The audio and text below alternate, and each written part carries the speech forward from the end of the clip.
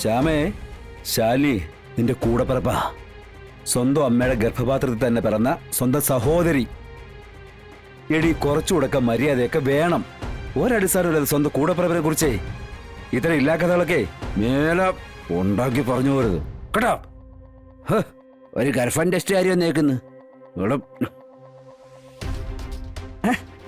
അല്ല, ഇനിയിപ്പോ അങ്ങനെ ആണെങ്കിൽ തന്നെ എന്താ? പപ്പി സത്യം മുതിർന്നില്ലേ? ചിലപ്പോഴേ ഒരു ആൺകുഞ്ഞിനെ ചിലപ്പോ ദൈവം അറിഞ്ഞു കൊടുത്താണെങ്കിലോ? എന്തോ ഭാമേ, അത് നല്ലല്ലോ. കുടുംബത്തേക്ക് ഒരു കുഞ്ഞു വരുന്ന സന്തോഷം തരുന്ന കാര്യമില്ലയോ? അതുവേ അവനവന്റെ മകന്റെ കുഞ്ഞാവുമ്പോഴേ സന്തോഷം ഇരട്ടിയാവും.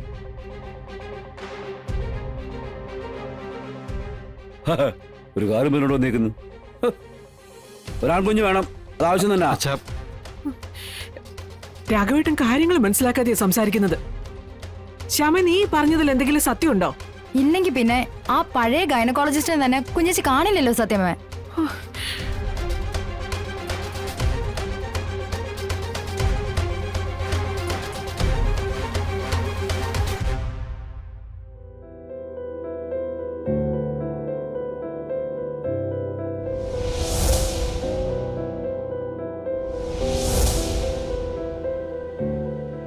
മകന്റെ കുട്ടികളെ ശാലിനി ബലാത്കാരമായി പിടിച്ചോണ്ടുപോയെന്നും കുട്ടികളെ വീണ്ടെടുത്തു കൊടുക്കണമെന്നും അതാണ് കേസ്.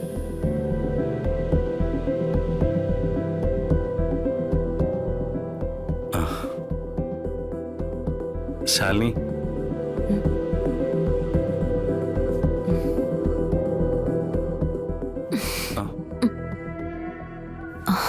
എന്താ കാര്യങ്ങള്?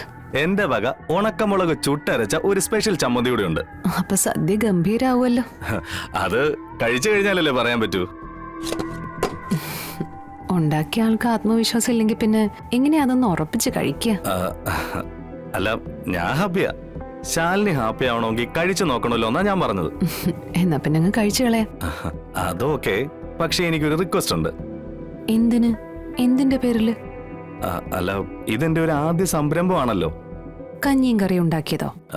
അതെ. എന്തായാലും ഞാൻ ആദ്യമായിട്ട് ചെയ്യുന്നതല്ലേ. എന്നെ കൊണ്ട് കഴിയാവുന്ന രീതിയിലൊക്കെ ഞാൻ കാര്യങ്ങൾ ഭംഗിയാക്കിയിട്ടുണ്ട് എന്നാണ് എന്റെ വിശ്വാസം. അപ്പൊ അതിന്? അത് ഒരു സർപ്രൈസ് പോലെ ശാലിനെ കാണണമെന്നാ എന്റെ ഒരു ആഗ്രഹം. ഞാൻ എന്റെ വീട്ടിൽ പോലും അടുക്കള കയറത്തില്ലല്ലോ. ഇതൊരു മഹത്തായ സംഭവം പോലെയാ ഞാനിതിനെ കാണുന്നത്. ഞാനിപ്പോ എന്താ വേണ്ടേ? ശാലിനി കണ്ണടച്ചു വന്ന് ഡൈനിങ് ടേബിളിന്റെ മുന്നിലൊന്ന് ഇരിക്കണം. അല്ലെങ്കിൽ തന്നെ നടക്കാൻ വയ്യ. അതിനിടയിൽ കണ്ണും കൂടി അടച്ചു നടന്നാലേ എവിടെയെങ്കിലും തട്ടി വീഴും. അത് വീഴാന്ന് ഞാൻ നോക്കിക്കോളാം. ശരി. എന്നാ പിന്നെ എഴുന്നേറ്റോ. അല്ല, വേദനയുണ്ടോ? കുറച്ച്.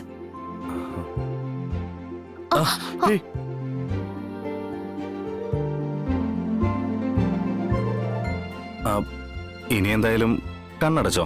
അടുക്കള വരെ ഞാൻ എത്തിക്കാം. എത്തിയിട്ടേ കണ്ണു തുറക്കാവേ.